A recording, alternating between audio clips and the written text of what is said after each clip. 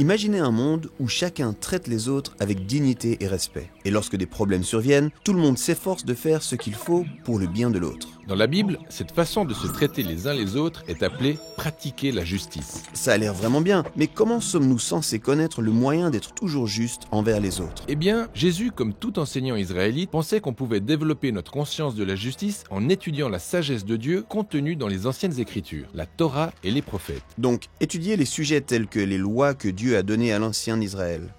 Exact. Pour Jésus, nous pouvons gagner en sagesse divine en méditant ces lois. Les lois anciennes peuvent-elles nous apprendre à être justes les uns envers les autres aujourd'hui? Oui, voyons comment Jésus s'y prend ici, dans le Sermon sur la montagne. Jésus cite d'abord un commandement de la Torah, puis révèle la sagesse de Dieu qui sous-tend ce commandement. Ok, lançons-nous. Très bien. Il commence par un sujet critique, le meurtre. Jésus commence en disant « Vous avez appris qu'il a été dit aux anciens, tu ne commettras pas de meurtre. Il cite ici un passage des 10 commandements. Et moi, je vous dis que quiconque se met en colère contre son frère sera coupable en jugement. Et si quelqu'un traite son frère de bon à rien, il sera puni par le tribunal. » Attends, alors Jésus assimile la colère et les injures au meurtre? Il a attiré ton attention, n'est-ce pas? Ouais, mais il est évident que tuer quelqu'un est pire que se mettre en colère ou insulter quelqu'un. Évidemment, mais là n'est pas la question. Jésus se fait provocateur pour montrer que le meurtre, la colère et la violence verbale sont des manifestations visibles de quelque chose de bien plus profond. À savoir, À quel point on valorise ou pas l'existence d'une personne. je vois, il est clair que le meurtre est le moyen suprême de dire que la vie d'une personne ne vaut rien. Mais il en est de même quand on perd son sang-froid ou qu'on rabaisse quelqu'un. Tous ces facteurs révèlent une attitude condescendante et méprisante pour la vie d'autrui. Ça fait des ravages dans nos relations et nos communautés, alors ça doit être lourdement sanctionné. La sagesse de ce commandement ne se limite donc pas au meurtre. Pour Jésus, ce commandement consiste à traiter chacun comme un être précieux. Exactement. Jésus veut nous faire comprendre que chaque fois que nous rabaissons ou dévalorisons d'autres personnes, nous ne sommes pas justes avec elles. Pour lui, la justice consiste à traiter chacun de nos semblables au titre de l'image de Dieu qu'il représente. Ok, la prochaine étude de cas concerne l'adultère. Vous avez entendu dire « tu ne commettras pas d'adultère ». Là encore, il cite l'un des 10 commandements. Mais moi, je vous dis que quiconque regarde une femme pour attiser un désir sexuel a déjà commis un adultère avec elle dans son cœur. Donc Jésus ne parle pas simplement du fait de trouver qu'une personne est attirante. Non, il parle du regard insistant du lubrique qui chosifie une personne en la percevant comme si elle n'existait que pour satisfaire ses désirs. Et en faisant cela, nous dépouillons notre semblable de sa dignité humaine octroyée par Dieu, même si nous ne le touchons pas. En fait, c'est tellement grave pour Jésus qu'il poursuit en disant « si ton œil ou ta main te conduit à pécher, arrache-les ». C'est pour de vrai ça? Jésus était le maître de l'hyperbole. Il vient de dire que le vrai problème réside dans nos cœurs, pas dans nos yeux ou nos mains. Mais il essaie de clarifier l'importance majeure des enjeux. Ouais, pari réussi alors. Il est important de se rappeler que Jésus a été élevé selon les écritures hébraïques qui décrivent le sexe comme une belle chose. Mais si le désir sexuel nous pousse à déshonorer l'image de Dieu chez les autres ou en nous-mêmes, s'il est la source de rupture dans nos relations, c'est qu'il est devenu dégradant et que nous devons tout faire pour y remédier.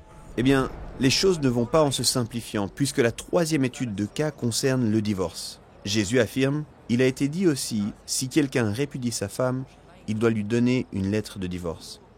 C'est quoi cette histoire? Répudier sa femme? Oui, à l'époque de Jésus, seuls les hommes israélites pouvaient demander le divorce. Un tel déséquilibre a entraîné toutes sortes de problèmes. Mais le divorce était-il autorisé? Oui, mais il n'y avait qu'une seule loi dans toute la Torah qui abordait la question. Et c'est celle que Jésus a citée. Selon la loi, si un homme demande le divorce, il doit le faire dans les règles et sur la base d'un motif légitime. Ok. Et quel est le motif légitime alors? Eh bien, cette question a été au centre de débats houleux au temps de Jésus. Selon certains experts de la Torah, cette loi n'autorise le divorce qu'en cas d'adultère. Mais d'autres experts de la Torah soutenaient que la loi permettait à un homme de divorcer de sa femme pour toutes sortes de raisons, même s'il était insatisfait du mariage. C'est ainsi que Jésus s'est spécifiquement immiscé dans ce débat. En effet, or, si un homme pouvait menacer de divorcer sous n'importe quel prétexte, maltraiter sa femme devenait une conséquence facile. Donc, pour protéger les femmes, Jésus a pris le parti de ceux qui limitaient le divorce légitime au seul cas d'adultère. Il le dit clairement lorsqu'il déclare : Mais moi, Je vous dis que celui qui répudie sa femme, sauf pour cause d'impureté sexuelle, la rend victime d'adultère. D'accord.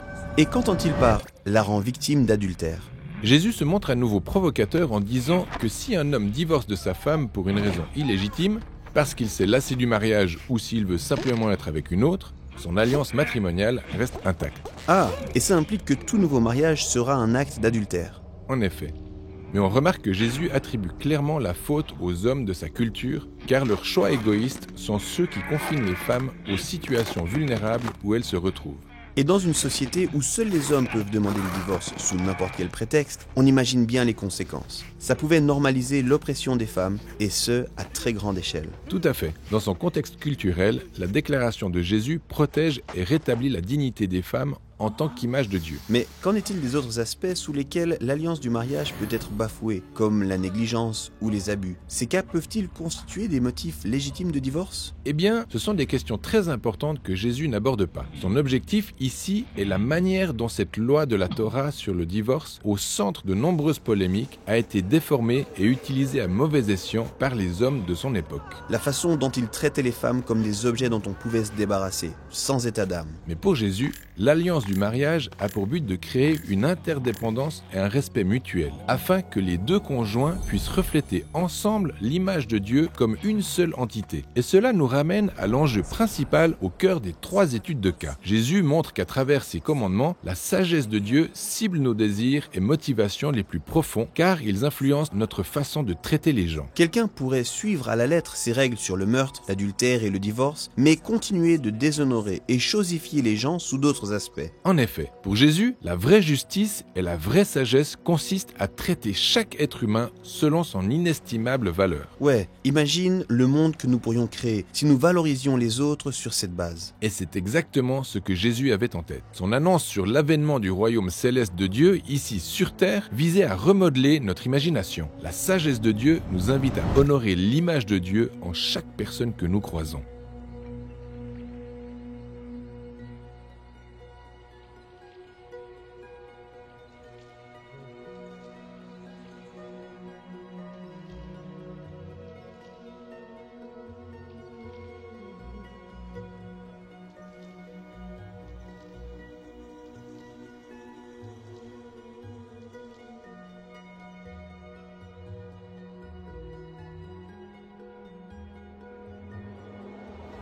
Nous venons de voir 3 études de cas qui illustrent la vision de Jésus consistant à être juste avec les autres et à favoriser des relations saines. Prochainement, nous en verrons 3 autres. Le respect de la parole donnée, réagir face à l'injustice et comment traiter ceux qu'on ne supporte pas.